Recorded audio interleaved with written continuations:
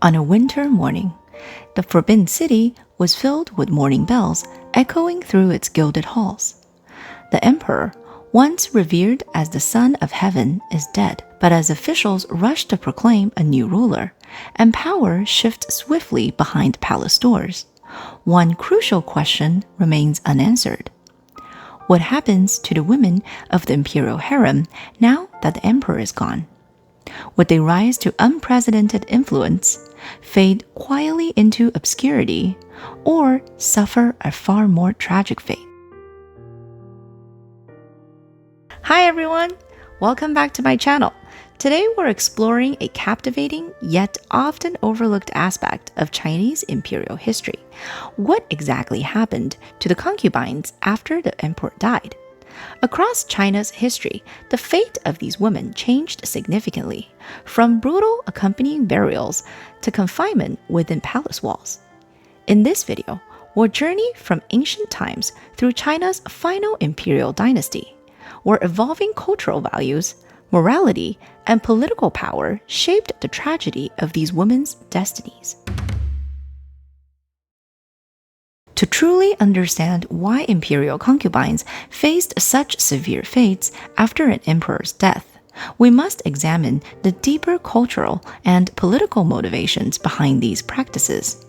Across China's imperial history, the lives of concubines were shaped by spiritual beliefs, imperial power dynamics, and social expectations, creating complex justifications for their treatment once the emperor passed away. Ancient China held a powerful belief in an afterlife where the elite retained their earthly power and status.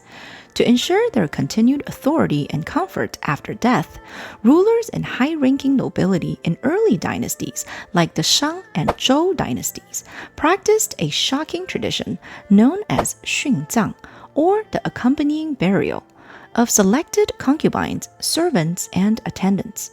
Concubines that were not selected did not gain freedom and were instead bound to the palace or noble household for life, representing an early, less formalized system of the lifelong confinement seen in later dynasties. One thing to note is that Xunzang was not a standardized ritual and instead changed greatly depending on the time period and the status of the deceased. Historical records describe various forms of Xunzang, ranging from life burial to execution before burial, and even forced suicide. This practice symbolized eternal loyalty and was intended to ensure that the afterlife of the deceased mirrored his earthly splendor. Unlike lower-ranking concubines and servants, the primary empress was generally exempt from these harsh traditions. Upon her own eventual death, she was usually buried in her own tomb with dignity and elaborate rituals. From the Han Dynasty onward, her tomb was often within the same mausoleum complex as the emperor. These clear distinctions showed how rank can determine one's destiny within the imperial harem. The Xunzang of early dynasties sometimes included not just concubines and servants, but also trusted officials and high-ranking advisors. These officials symbolized continued governance in the afterlife and reinforced the ruler's absolute dominance even beyond death. Over time, however, officials were increasingly spared, influenced by moral considerations and the practical need for stable governance during transitions. Beyond the spiritual beliefs, the fates of imperial concubines were directly tied to demonstrations of imperial power. Early dynasties used sacrifices to assert the emperor's absolute authority, showing that the imperial authority extended beyond life itself.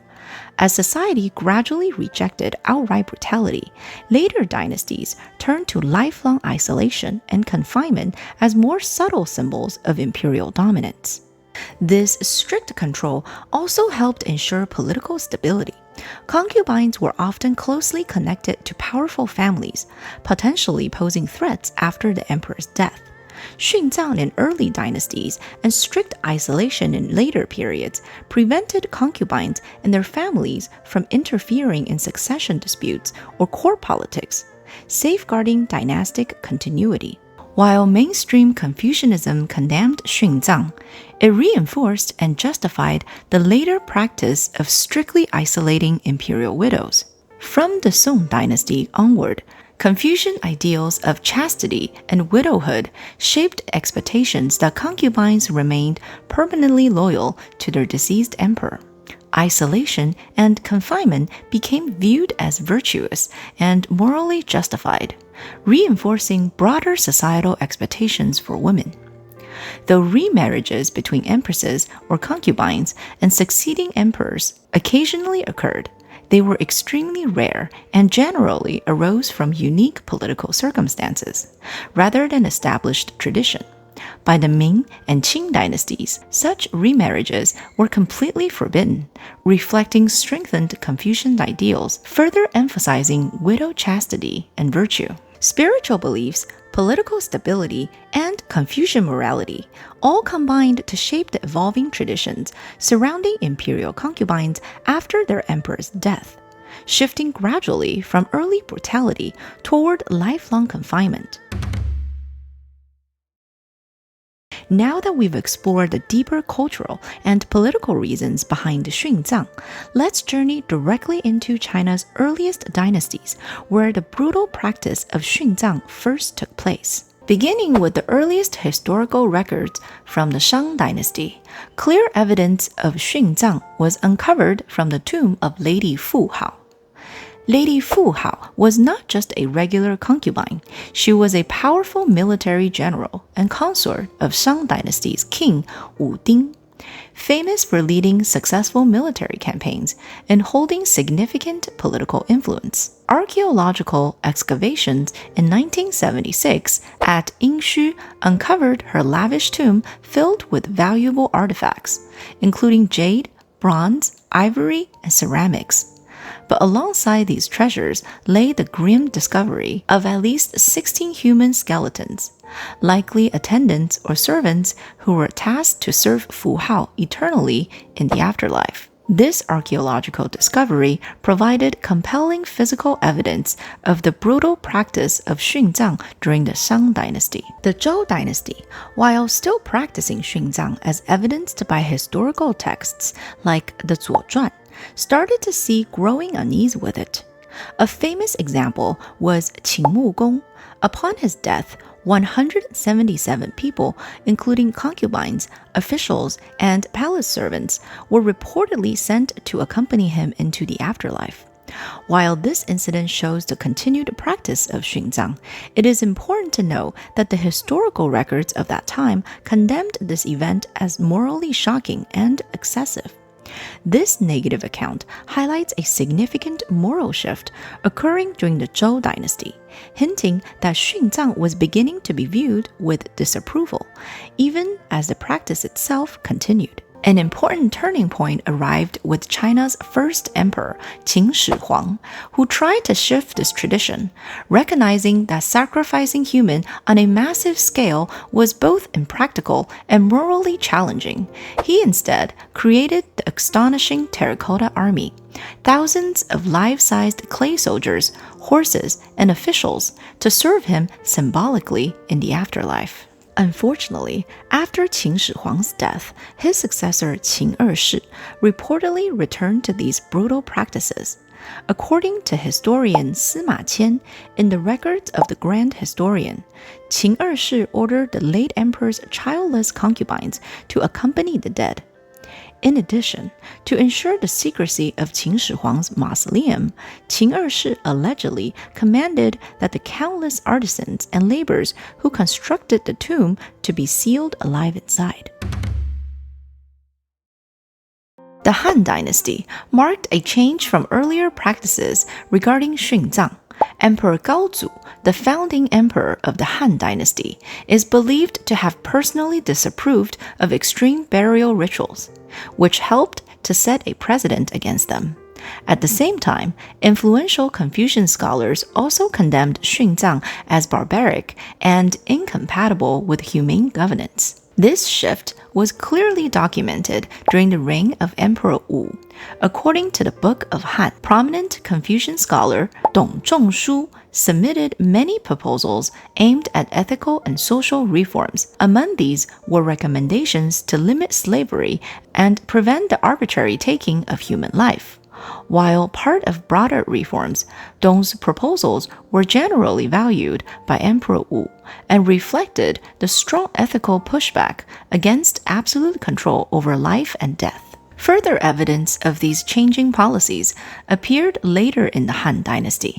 For example, Emperor Qing reportedly prohibited the xunzang of palace maids upon his death. Excavations of his vast Yangling mausoleum reported this shift, uncovering tens of thousands of detailed terracotta figures representing soldiers, servants, animals, and everyday items that were placed in extensive burial pits to serve the emperor symbolically in the afterlife, instead of actual human attendance. The imperial government also intervened when regional rulers attempted to continue these outdated practices. A notable incident documented in the Book of Han occurred during the reign of Emperor Xuan. In this record, Liu Yuan, king of Hejian, had commended 16 of his servants and maids to accompany him in death. However, when Grand Herald Yu reported this event to Emperor Xuan, court officials condemned Liu Yuan's action, arguing that such cruelty proved he was unfit to govern. Emperor Xuan agreed, stripped Liu Yuan's family of their royal title and territory. These examples show that although remnants of earlier traditions briefly persisted in certain areas, the dominant trend throughout the Han Dynasty was a rejection and active suppression of xunzang. Influential Han emperors pushed for symbolic rituals and ceramic tomb guardians, setting new standards for imperial burials. With the Han Dynasty clearly moving away from xunzang, what happened to the imperial concubines when their emperor died? Instead of accompanying burials, these women usually spent the rest of their lives confined within special areas of the imperial palace. They were cared for, but forbidden from ever remarrying or returning to their families. In some cases, concubines were sent to maintain rituals and perform duties at the deceased emperor's tomb, spending their days away from the outside world. While true freedom or returning home was extremely rare, the Han Dynasty's shift toward lifelong confinement instead of death marked an important turning point. These practices of palace seclusion and tomb service became lasting traditions, shaping the treatment of imperial widows for centuries to come. With imperial xunzang effectively ended by the Han, subsequent dynasties like the Sui and Tang solidified the alternatives. Alongside the established practices of palace confinement and tomb service, Buddhist and Taoist monasteries emerged as a significant new path of seclusion for imperial women. Perhaps the most famous example of religious seclusion after an emperor's death involves Wu Zetian, China's legendary female emperor. Originally a low-ranking concubine to Emperor Taizong, Wu Zetian was sent to a Buddhist nunnery upon his death, a common fate at the time. But unlike countless others, Wu Zetian managed a surprising return to the palace life, becoming a favored concubine of Taizong's son, Emperor Gaozong, and eventually rose to unprecedented power as China's only female emperor. Even for women who never achieved such results, becoming a nun was relatively merciful compared to earlier traditions. Still, life as a nun wasn't necessarily easy. It usually involved strict discipline, lifelong celibacy, and isolation from family. Most former concubines lived quietly, dependent on modest government stipend, their identities and former glory gradually forgotten by history. While the alternatives of palace isolation and religious seclusion continued from the Tang Dynasty into the Song Dynasty, the Song Dynasty period witnessed a significant ideological shift that impacted these fates. The rise of Neo-Confucianism placed an unprecedented emphasis on lifelong widow chastity as a paramount female virtue. This meant that lifelong palace confinement became justified as a moral requirement. In rare cases, particularly during political upheaval or regime changes, concubines could gain freedom or return to their families. However, such instances were exceedingly uncommon and typically involved low-ranking women far removed from power struggles and without potential heirs. The Tang and Song eras thus marked a significant evolution. However, the fundamental idea that the concubine's fate was forever tied to the emperor's life and death remains unchanged. Before the Ming Dynasty restored Han Chinese rule, China was governed by the Mongol Yuan Dynasty. Practices at the Yuan imperial court and among the Mongol elites, influenced by their own nomadic traditions, differed greatly from the Confucian norms and earlier dynasties. Most interestingly, Mongol customs allowed practices like levirate marriage, where widows married their deceased husband's kin or successor. Although evidence from Yuan imperial tombs within China is limited, traditional Mongol customs are believed to have included their own forms of accompanying burial rituals. These traditions prioritized lineage continuity and clan cohesion, differing greatly from the Han Chinese ideal of lifelong widow chastity. The Ming Dynasty, established by Emperor Hongwu after overthrowing the Mongol-led Yuan Dynasty, was deeply committed to reviving traditional Han Chinese culture. A part of his vision involved restoring rituals believed to enhance imperial dignity, unfortunately, including the practice of imperial xunzang for Ming emperors. Historical records such as the Ming Shi Lu show that when Emperor Hongwu died in 1398, numerous concubines and palace attendants were ordered to join the emperor in death to continue serving him in the afterlife. His son, Emperor Yongle, infamous for commissioning the majestic Forbidden City, continued this ruthless tradition.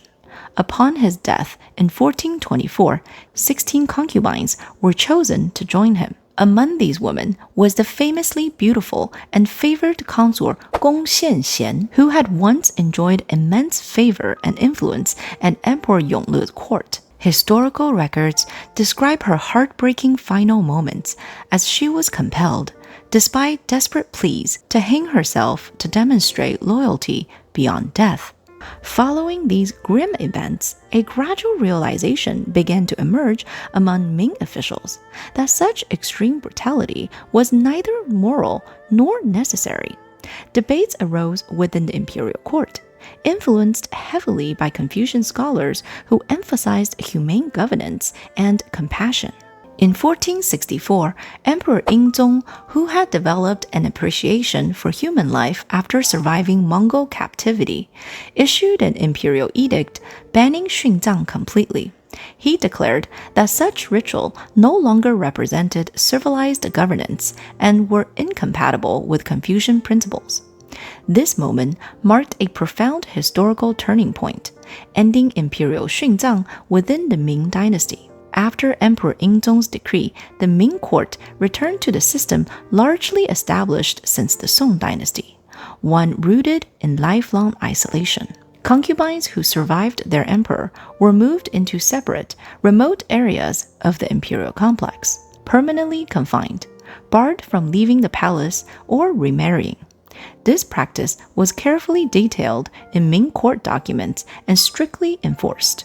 The Ming Dynasty's dramatic reversal from revival to permanent abolition set the stage for the Qing Dynasty's eventual establishment of a highly regulated system of confinement, shaping imperial attitudes towards widowhood for centuries to come. The Qing Dynasty inherited a complex situation regarding imperial widows. Although the preceding Ming Dynasty had officially abolished xunzang, the early Manchu rulers, Nu Erha and Huang Taiji, had practiced their own traditional Manchu customs similar to xunzang before the full conquest of China. After consolidating Qing rule from Beijing, Qing imperial policy changed to reject these older Manchu practices, instead embracing and standardizing the late Ming Dynasty system of lifelong isolation and confinement for imperial widows. Upon the emperor's death, the primary empress was elevated to the status of Empress Dowager if she survived him and remained in good standing. The Empress Dowager typically moved to a dedicated residence within the Forbidden City, such as the Cinninggong. Depending on factors like court politics, the new emperor's age, and her own political abilities, an Empress Dowager could wield significant influence, sometimes even overshadowing the emperor himself. For instance, Empress Xiaozhuang, who became a pivotal Empress Dowager after the death of Emperor Huang Taiji, played an important role in stabilizing Qing rule during its early years. Below these highest ranks, other high-ranking consorts, especially those who had given birth to princes, could become dowager consorts. These women, while far less influential politically, still lived comfortably in designated areas such as Shoukanggong. Though their public roles diminished significantly after the emperor's death, their status ensured they lived secure, dignified lives, although confined within palace walls. The vast majority of the imperial harem, lower-ranking concubines, especially childless women, faced the most restrictive fates. Upon the emperor's death, these concubines were immediately moved into remote, strictly monitored sections of the Forbidden City, like the notorious North Five Halls, isolated from court life and society. Their daily existence revolved around rigid routines, minimal human contact, and confinement. They were never permitted to remarry, leave the palace, or even reunite with their families. For these women, their entry into the imperial harem effectively became a lifelong sentence of imprisonment. One notable example was Consort Jing of the Fucha clan, who entered Emperor Qianlong's harem late in his reign.